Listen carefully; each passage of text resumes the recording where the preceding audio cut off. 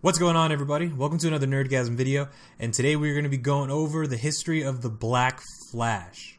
Now, in the comic books, there have been plenty of different variations of the Black Flash, so I'm going to try to hit the most important ones so you guys can get a better understanding of who that exactly was that showed up on DC's Legends of Tomorrow.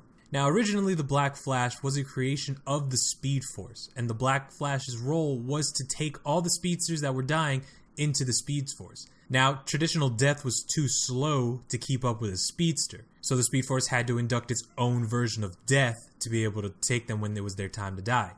The only speedsters that have actually had to come up against the Black Flash are Wally West and Bart Allen. Wally West first ran into the Black Flash in Flash Volume 2, issue 139, when the Black Flash was trying to take Wally back into the Speed Force after he had escaped it. Now, because of this, the Black Flash was never able to catch Wally at first.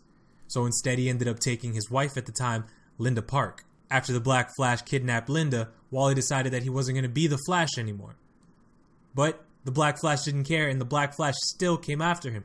The Black Flash had the ability to actually stop time, and the only people who were able to move were other speedsters, such as Jay Garrick and Jesse Quick. With the help of his fellow speedsters, Wally West was able to outmaneuver the Black Flash for a certain period of time, but he knew exactly what he had to do to stop the Black Flash from taking him into the Speed Force.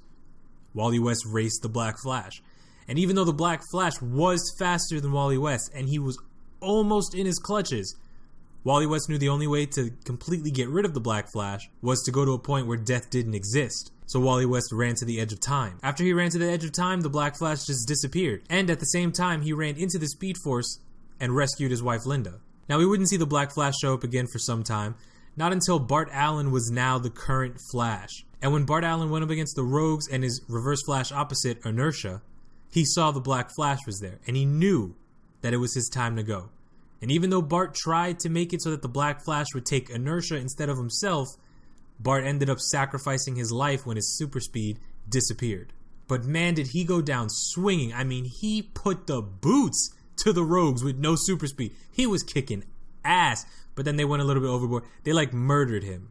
Freaking they overkilled the shit out of Bart Allen, and the Black Flash took him. Skip ahead a couple of years. Barry Allen is back from the Speed Force. Wally West is running around as the Flash again, and Bart Allen is back as his younger self as Kid Flash. With the return of Barry Allen, there were a few things that he wasn't aware of.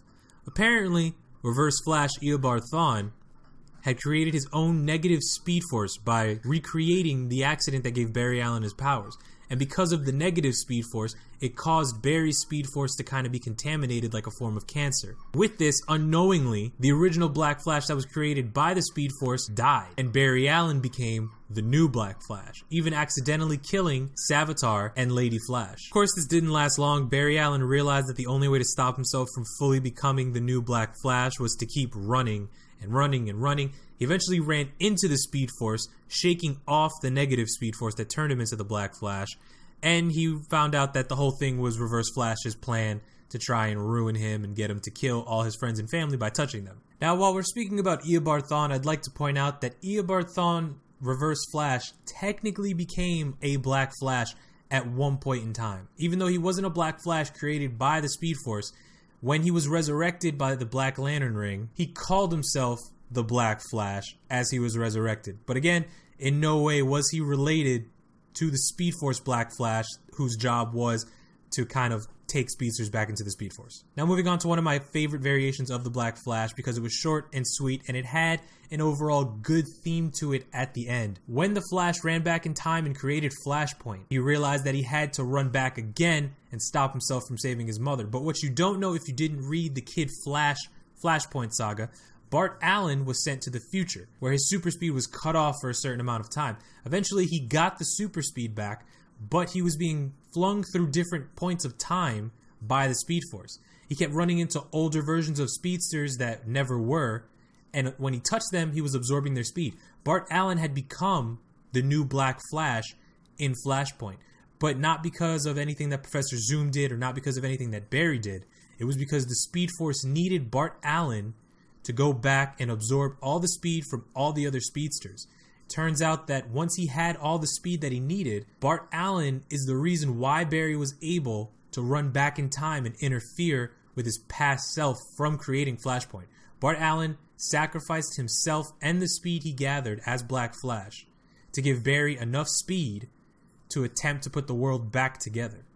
So for once, the Black Flash wasn't just an agent of death.